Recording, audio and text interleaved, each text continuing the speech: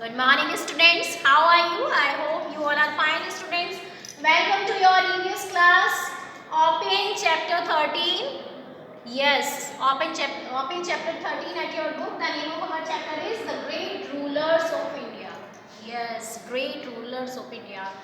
आप सभी को मालूम है कि हमारी जो इंडिया की हिस्ट्री है, it is really very magnificent history, और इतनी अच्छी अच्छी ग्रेट रूलर्स हमारे इंडिया में हुए हैं। तो चलिए आज उनको स्टडी करते हैं। Let's study them students. Yes, the great rulers of India.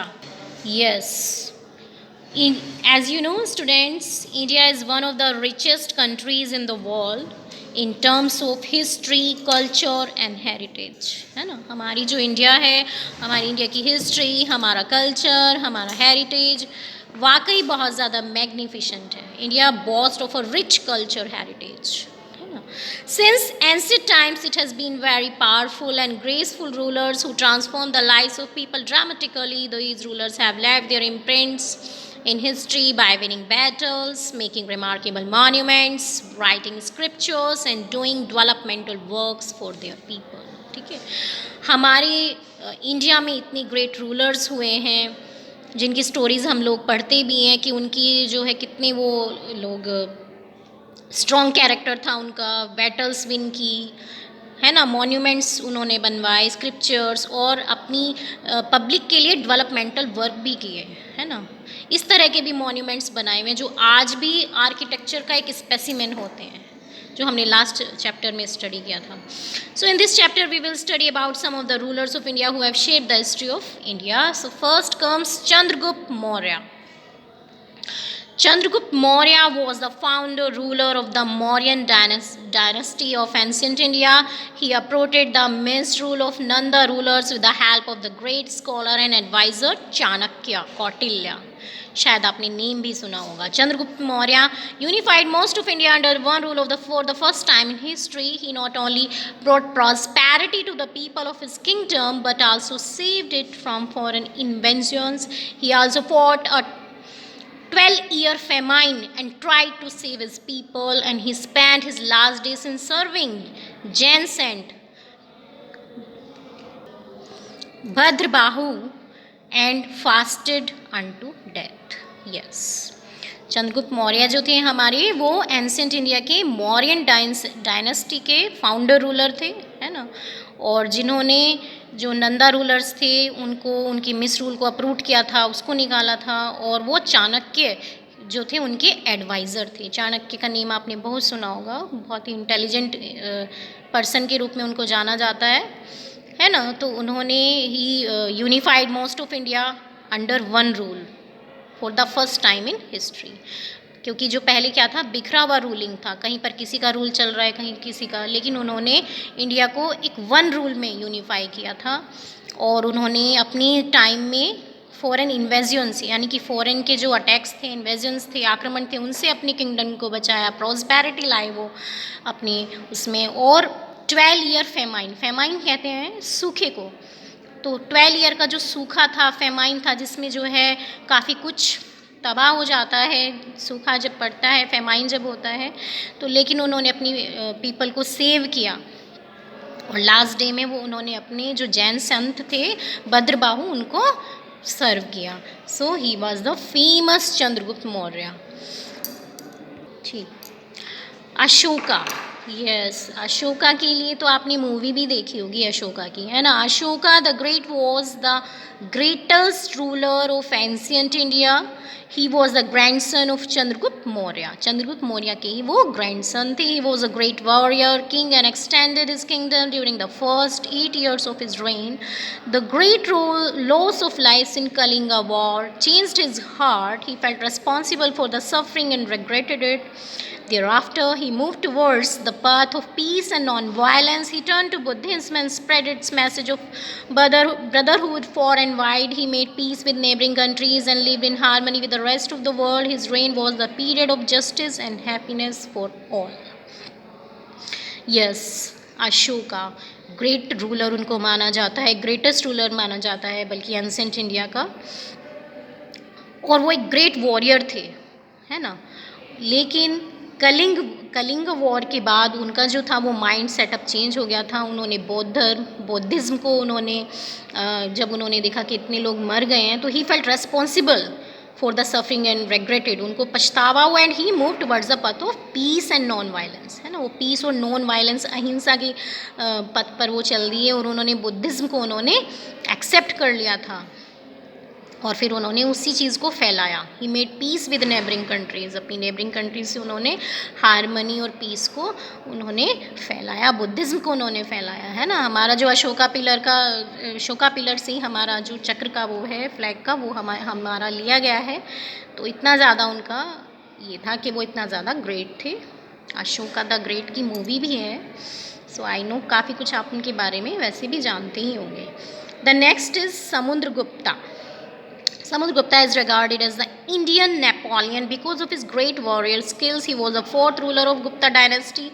He won over the reigns of Afghanistan in the north and extended his kingdom far to the south. He had a huge and skilled army and naval forces which helped him in winning every battle he fought. He is also known for being a poet and musician. His 40-year rule was the golden period of Indian art and architecture. Yes, Samudragupta, जिनको हम Indian Napoleon भी बोला जाता है क्योंकि बहुत ज़्यादा उनमें वॉरियर स्किल्स थे, है ना। वो गुप्ता डायनेस्टी के फोर्थ रूलर थे और उन्होंने ही won over the reins of Afghanistan in the north, है ना, नॉर्थ में, और अफगानिस्तान को उन्होंने जीता और अपने साउथ में भी उन्होंने किंगडम को एक्सटेंड किया।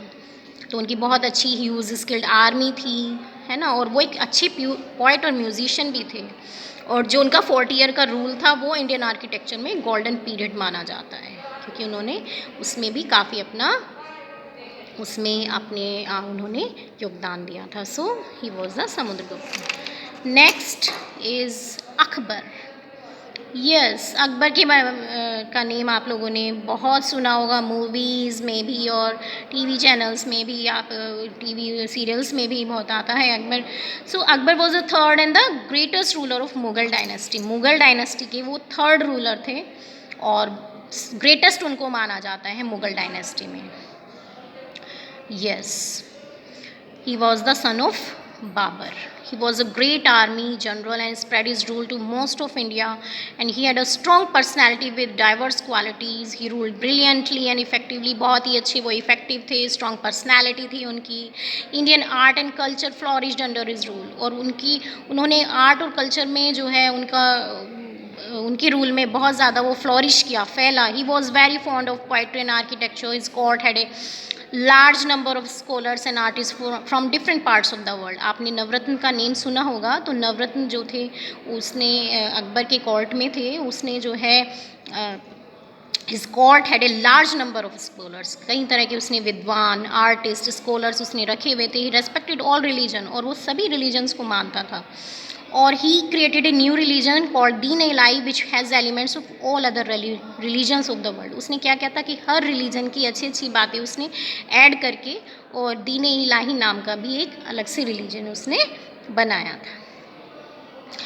Then Maharana Pratap. Yes, Maharana Pratap was the greatest ruler of Rajasthan. उनके बारे में भी आप लोगों ने आई होप सुना होगा बहुत.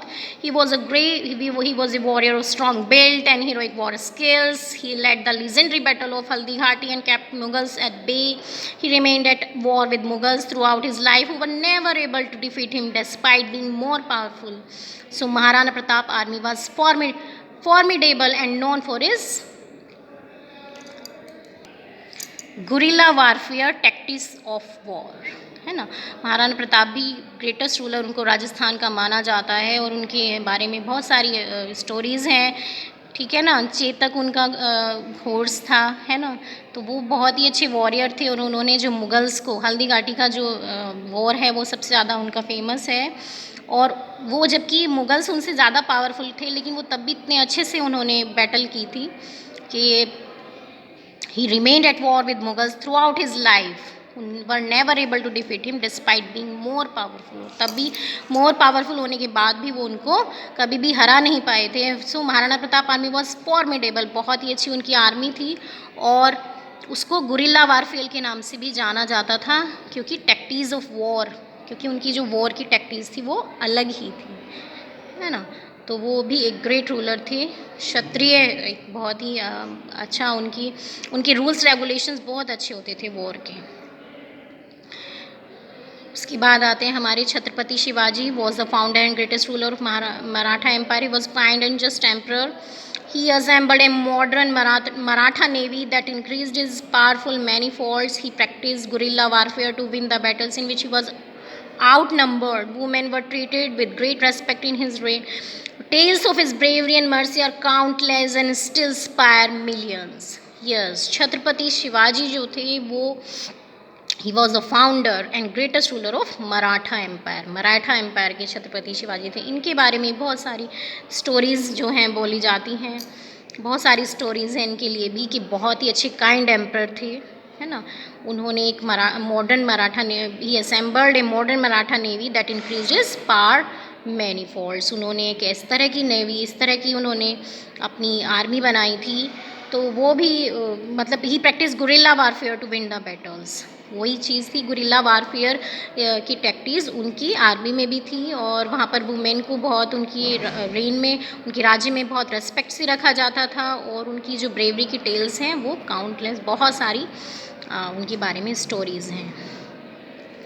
टीपू सुल्तान, यस, टीपू सुल्तान के बारे में भी. Tipu Sultan was regarded as a tiger of Mysore. He was the warrior son of his great father Haider Ali. Haider Ali के बेटे थे. उनको क्या बोला जाता था?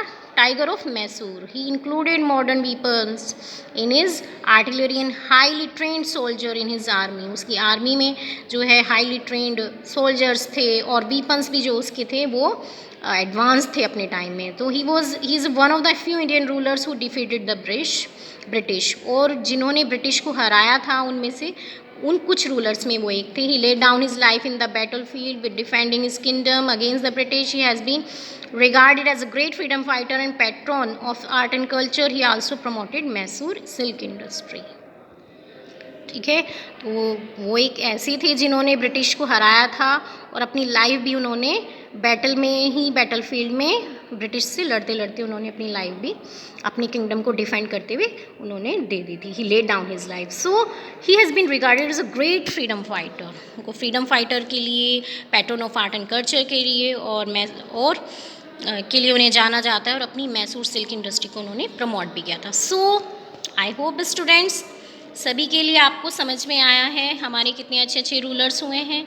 तो students, now what is this chapter is for the activity. आपको क्वेश्चन आंसर्स नहीं कराए जाएंगे, तो आपको एक्टिविटी क्या करनी है स्टूडेंट्स? आपको एक्टिविटी ये करनी है कि वैसे तो हम लोगों ने काफ़ी कुछ स्टडी बुक में ही कर लिया है, लेकिन और भी आपको एक्सप्लोर करनी है अपनी नॉलेज. और भी कुछ ऐसे फैक्ट्स आपको इनके बारे में सर्च करने हैं जो आपने स्टडी किए हैं रूलर्स.